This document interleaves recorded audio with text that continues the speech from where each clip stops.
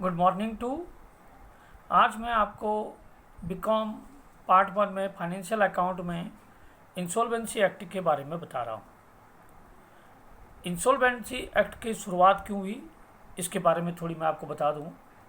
जब हम किसी व्यवसाय की स्थापना करते हैं तो उसमें कुछ ना कुछ रिस्क रहता है, क्योंकि व्यवसाय का स्वामी कुछ ना कुछ अमाउंट अपने व्यवसाय में लगाता है। इसके साथ ही वो डिफरेंट सोर्सेज से फंड की प्राप्ति करता है, लोन लेता है और अलग अलग सोर्सेज से। और अगर वह बिजनेस को ना चला पाए, रन ना कर पाए, तो ऐसी स्थिति में उसके लिए एक रिस्क हो जाता है। और ये रिस्क व्यवसाय का ही रिस्क नहीं, उसकी व्यक्तिगत जान का भी जोखिम हो सकता है। भाई किसी का अगर आप पेमेंट नहीं करेंगे तो वो व्यक्तिगत अटैक भी आप पे कर सकता है। ऐसी कंडीशन में आपको इस रिस्क को कवर करने के लिए एक एक्ट दिया गया है जिसको हम कहते हैं इंसॉल्वेंसी एक्ट। तो इंसॉल्वेंसी एक्ट में क्या होता है, जब आपकी लायबिलिटीज आपकी एसेट से ज़्यादा हो और पीछे से आपको गवर्नमेंट का संरक्षण हो, यानी आपने क्या कर रखा हो, न्यायालय में वाद प्रस्तुत कर रखा हो और न्यायालय द्वारा आपको दिवालिया घोषित कर दिया गया हो, तो आपको कहा जाएगा इंसॉल्वेंसी अकाउंट के अंतर्गत आपको सेफ्टी दी जाएगी।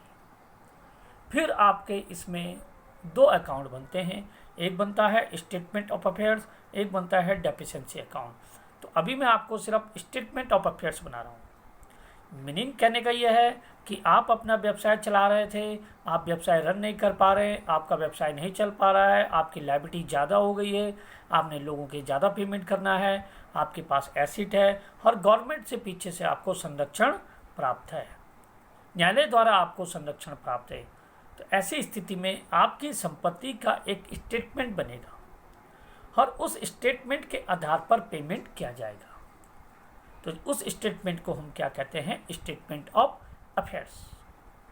उस स्टेटमेंट को हम क्या कहेंगे, स्टेटमेंट ऑफ अफेयर्स। इसमें क्या होगा, आपकी लायबिलिटीज और आपकी एसेट काउंट होगी। तो वह किस प्रकार से बनता है, उसकी दो साइड होती हैं, left hand side and right hand side. तो लेफ्ट हैंड साइड में आपकी क्या आ जाएंगी, लायबिलिटीज। लायबिलिटीज में चार पार्ट होंगे, जो जो पैसा आपने देना है, जो जो अमाउंट आपने देनी है। तो फोर्थ तरीके से आपके क्रेडिटर्स होंगे, उसको मैं आगे डिटेल डिस्कस करूंगा। तो अल्फ़ाबेट में चार कैटेगरी होगी, list A, list B, list C, list D. Unsecured creditors as per list A, fully secured creditors as per list B, partly secured creditors as per list C, preferential creditors as per list D. तो ये left hand side आपकी liability side है। एक statement बना रहे हैं कि कितने कितने लोगों के आपने पेमेंट करने हैं। अब बात करते हैं एसेट साइड। अब बात हो रही है आपके पास है क्या, property as per list E, book debts as per list F, bill of exchange as per list G, और डेफिशिएंसी मीन्स कितने पैसे कम पड़े एज पर लिस्ट एच। तो इंसॉल्वेंसी अकाउंट में एक स्टेटमेंट बनेगा, स्टेटमेंट ऑफ अफेयर्स, जिसमें लेफ्ट हैंड साइड लायबिलिटीज होगी, राइट हैंड साइड एसेट होगी और दोनों साइड का टोटल क्या होगा, बराबर होगा। एसेट साइड बताएगी कि आपके पास क्या क्या है, लायबिलिटी साइड बताएगी कि आपने क्या क्या देना है। अब मैं इनको दोनों को अलग अलग करके बता देता हूँ। तो नंबर फर्स्ट, लायबिलिटी साइड। तो लायबिलिटी साइड के मैंने चार पार्ट बताए हैं, unsecured creditors, fully secured creditors पूर्ण से रक्षित लेनदार, पार्टली सिक्योर्ड क्रेडिटर्स अंशतः रक्षित लेनदार, प्रेफरेंशियल क्रेडिटर्स पूर्वाधिकार लेनदार, और अनसिक्योर्ड मतलब असुरक्षित लेनदार। अब ये क्या होते हैं, किसे कहते हैं, उसके बारे में बात करते हैं। तो number first, unsecured creditors. Unsecured creditors वो क्रेडिटर्स होते हैं, माना आपने कोई लोन, कोई पैसा ले रखा है, उसके लिए कोई एसिड मोर्गेज नहीं रखी हुई, कोई सिक्योरिटी मोर्गेज नहीं रखी हुई है। मैंने अनिल से 10,000 रुपये लिए हैं, कोई सिक्योरिटी मोर्गेज नहीं है। मैंने बैंक से लोन लिया है, कोई सिक्योरिटी मोर्गेज नहीं है। तो नो सिक्योरिटी मोर्गेज, ऐसे लोन, ऐसे पेमेंट जिसके लिए आपने कोई भी सिक्योरिटी मोर्गेज ना रखा, उसको हम क्या कहेंगे, अनसिक्योर्ड क्रेडिटर्स। और अनसिक्योर्ड क्रेडिटर्स में क्या क्या आते हैं, creditors, bill payable, bank overdraft, outstanding expenses and it's, इसके अलावा अन्य भी आते हैं, वो मैंने यहाँ पर मेंशन नहीं किए हैं। Number second, fully secured creditor, पूर्णतः रक्षित लेनदार जिसको हम कहते हैं। इसके लिए हम क्या करते हैं, सिक्योरिटी मॉर्गेज रखते हैं लोन के अगेंस्ट, और जो सिक्योरिटी की अमाउंट है वो ग्रेटर देन होगी या इक्वल होगी लोन अमाउंट की। माना मैंने 30,000 का लोन लिया और सिक्योरिटी मॉर्गेज रखी 50,000 की, तो लोन कितने का है, 30,000 रुपये का। सिक्योरिटी मॉर्गेज कितने की है, 50,000 की। सिक्योरिटी मीन्स कोई एसिड मॉर्गेज रखी हुई है। तो इस कंडीशन में, फुली सिक्योर्ड कंडीशन में, हमेशा आपकी जो भी एसिड, जो भी सिक्योरिटी मॉर्गेज होगी, गिरवी होगी, वो हमेशा लोन अमाउंट के बराबर होगी या उससे ज़्यादा होगी। नंबर 3, पार्टली सिक्योर्ड क्रेडिटर, अंशतः रक्षित लेनदार, ऐसे लेनदार जिनका कुछ पैसा तो सिक्योर्ड है, बाकी पैसा सिक्योर्ड नहीं है। इस कंडीशन में क्या होगा, सिक्योरिटी जो मॉर्गेज होगी वो लोन अमाउंट से कम होगी। एग्जाम्पल, मैंने 50,000 का लोन लिया है और सिक्योरिटी मॉर्गेज रखी है 30,000 की, तो इसको हम क्या कहेंगे, पार्टली सिक्योर्ड क्रेडिटर्स। तो 3 क्रेडिटर्स मैंने आपको बताए हैं। पार्टली सिक्योर्ड क्रेडिटर्स क्या होगा, जितने का लोन ले रखा है उससे कम की एसिड मॉर्गेज है। फुली सिक्योर्ड, जितने का लोन ले रखा है उतने तक की एसिड मॉर्गेज है। अनसिक्योर्ड क्रेडिटर्स, जो लोन ले रखा है उसके लिए कोई भी एसिड मॉर्गेज नहीं है, मॉर्गेज मतलब गिरवी। अब अगली बात करते हैं, 4 क्रेडिटर्स होते हैं, unsecured creditors, fully secured creditors, partly secured creditors, और लास्ट है प्रेफरेंशियल क्रेडिटर्स। ये अल्फाबेट वाइज चलेंगे। Unsecured list A, fully secured list B, partly secured list C, और preferential creditors list D. Preferential creditors वो creditors होते हैं जिनको व्यवसाय के समापन पर सर्वप्रथम भुगतान प्राप्त करने का अधिकार है। वो कौन कौन से क्रेडिटर्स हैं, उसके लिए इंसॉल्वेंसी में 2 एक्ट बने हैं, प्रेसिडेंसी एक्ट, टाउन एक्ट 909, और प्रोविजनल इंसॉल्वेंसी एक्ट 1920। तो प्रेसिडेंसी एक्ट कब बना था, 909 में। प्रोविजनल एक्ट कब बना था, 1920 में। अब उसमें क्या क्या आते हैं, तो सबसे पहले मैं प्रेसिडेंसी एक्ट की बात करता हूँ। प्रेफरेंशियल क्रेडिटर समझ गया। प्रेफरेंशियल क्रेडिटर्स वो क्रेडिटर्स होंगे जिनको व्यवसाय के समापन पर सर्वप्रथम भुगतान प्राप्त करने का अधिकार होता है। तो ये कौन कौन से हैं, नंबर फर्स्ट, ये कहाँ लागू होता है प्रेसिडेंसी एक्ट, बॉम्बे, मद्रास, कैलकाटा में। प्रेसिडेंसी एक्ट कहाँ लागू होता है, अगर कोई व्यवसाय बॉम्बे, मद्रास, कलकत्ता में है तो वहाँ पर कौन सा एक्ट लगेगा, प्रेसिडेंसी एक्ट। कोई भी अमाउंट अगर सरकार को पेमेंट होनी है, कोई भी टैक्सेस, कोई भी रेट, कोई भी कर दर, वो हमेशा क्या मानी जाएगी, प्रेफरेंशियल क्रेडिटर्स।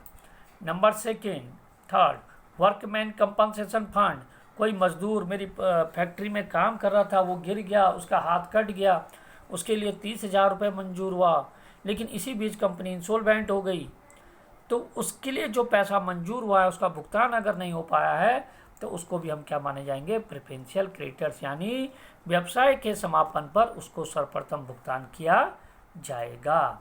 इसके पश्चात क्लर्क सैलरी, तो दिवालिया देने की एप्लीकेशन से 4 माह पूर्व अगर किसी क्लर्क की सैलरी है तो वो 300 रुपये तक पूर्वाधिकार लेनदार मानी जाएगी। अगर आपकी फर्म में, आपके व्यवसाय में कोई मजदूर काम कर रहा था और दिवाली की एप्लीकेशन देने के 4 माह पूर्व तक अगर उसको हमने कोई पेमेंट नहीं किया है तो 100 रुपये तक के लिए वो क्या माना जाएगा, प्रेफरेंशियल क्रेडिटर्स। और अगर कोई ग्राउंड रेंट आपने देना है लैंडलॉर्ड को तो 1 मंथ का ग्राउंड रेंट आपका क्या माना जाएगा, प्रेफरेंशियल क्रेडिटर्स। ये सारी कंडीशन किस में लागू होती हैं, प्रेसिडेंसी टाउन एक्ट 909 में। अब मैं बात कर रहा हूँ provisional insolvency act 1920। Presidency act कहाँ लागू होता है, बॉम्बे, मद्रास, कैलकाटा में। उसके अलावा अदर स्टेट में अगर कोई व्यवसाय है तो वहाँ पर कौन सा एक्ट लागू होगा, प्रोविजनल एक्ट। इसमें भी सेम है दोनों में कंडीशन, गवर्नमेंट को कोई भी टैक्सेस देने, कोई भी कर देने, वो सब आपका क्या होगा, प्रेफरेंशियल क्रेडिटर्स होगा। Same condition workman compensation fund, व्यवसाय चाहे दिल्ली, बॉम्बे, मद्रास, कलकत्ता, अदर स्टेट कहीं भी हो, नियम सेम होंगे। शुरू के 3 में कोई दिक्कत नहीं होगी स्टेट को छोड़ के।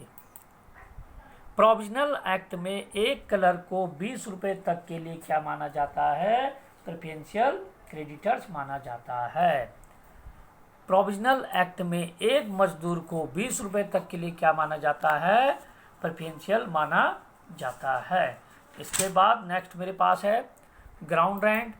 प्रोविजनल एक्ट में ग्राउंड रेंट को प्रेफरेंशियल क्रेडिटर्स नहीं माना जाता, जबकि प्रेसिडेंसी एक्ट में ग्राउंड रेंट को प्रेफरेंशियल क्रेडिटर्स माना जाएगा। तो इस चीज़ को आप ध्यान रखिएगा। ये क्वेश्चन कई बार छोटे छोटे क्वेश्चन आ जाते हैं कि प्रेसिडेंसी एक्ट में कलर की सैलरी कितनी होती है, प्रोविजनल में मजदूर के कितने दिए जाते हैं। इसको थोड़ी सी आप ज़रा ध्यान से पढ़ लीजिएगा। अब अगली बात कर रहा हूँ मैं, तो मैंने आपको प्रॉपर्टी लायबिलिटी साइड की बात कर दी। 4 लायबिलिटी साइड होंगी: unsecured creditor, fully secured creditor, partly secured creditors और प्रेफरेंशियल क्रेडिटर्स। अब बात कर रहे हैं लिस्ट प्रॉपर्टी की। अब हमारे पास प्रॉपर्टी क्या क्या है? तो प्रॉपर्टी में हमारे पास 3 प्रकार की एसेट आएंगी: current asset, fixed asset, investment. Current asset cash in hand, cash at bank, आप जानते हैं। Fixed asset land and building, plant and machinery और इन्वेस्टमेंट। तो जो चीज़ जितने की थी और आज कितने की बिक रही है, इसकी रियलाइजेशन वैल्यू देखी जाएगी। आज ये कितने की सोल्ड हो रही है, आज इसकी रियलाइज्ड वैल्यू क्या है। इसके बाद book debts as per list F. तो बुक डेब्ट्स 3 प्रकार के हैं: good, doubtful, bad. Good debtors होते हैं, माना मैंने लोगों से पैसे लेने हैं, 20,000 रुपये ऐसे लोगों को दिए हैं जो मेरा पैसा वापस कर देंगे, तो उसे हम कहेंगे गुड डेट्स। डाउटफुल, मैंने किसी को 30,000 रुपये दिए हैं, मुझे लग रहा है यार 30 तो नहीं देगा, 20 तो दे ही देगा, तो उसे हम क्या कहेंगे? Doubtful debts. तो जितने रिसीव होने की संभावना है हम उतने ही लिखेंगे। बैड डेब्ट्स होते हैं जो पैसे हमारे रिकवर नहीं हो पाते, इनको हम बाहर नहीं दिखाते। तो एक लिस्ट हमारी क्या बनती है? Book debts as per list F. उसके बाद bill of exchange as per list G. Bill of exchange अगर हमें बिल रिसीवेबल कहीं से मिलना है। उसके पश्चात हम क्या दिखाते हैं? Surplus from fully secured creditors. आप इस मेरे एग्जाम्पल को ध्यान रखिएगा। मैंने कहा था कि 30,000 का लोन लिया है, कितने की एसिड मोर्गेज है? 50,000 रुपये की। लायबिलिटी साइड का ध्यान करिए, हमने लोन लिया था 30,000 रुपये का, प्रॉपर्टी कितने की थी? 50,000 की मॉर्गेज थी।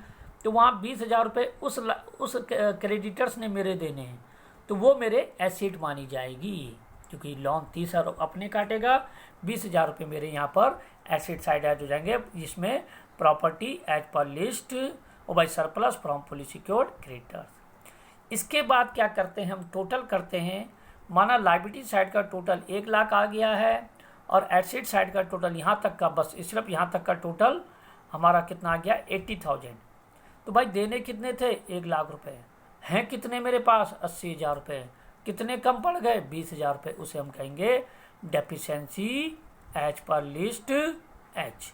उसको हम क्या कहेंगे? Deficiency as per list H. जितने पैसे कम पड़ गए उसको हम डेफिशिएंसी दिखाएंगे। तो ये आपके पास एक स्टेटमेंट ऑफ अफेयर्स की साइड थी, एसेट साइड और लायबिलिटी साइड। अगली बार मैं आपको बताऊंगा कि डेफिशिएंसी अकाउंट कैसे बनाया जाता है। इसी के साथ मेरा टॉपिक समाप्त होता है। धन्यवाद। मैं doctor Rajpal Singh Rawat, department of commerce, TSR government degree college, Naini Danda, Pauri Garhwal, Uttarakhand. धन्यवाद।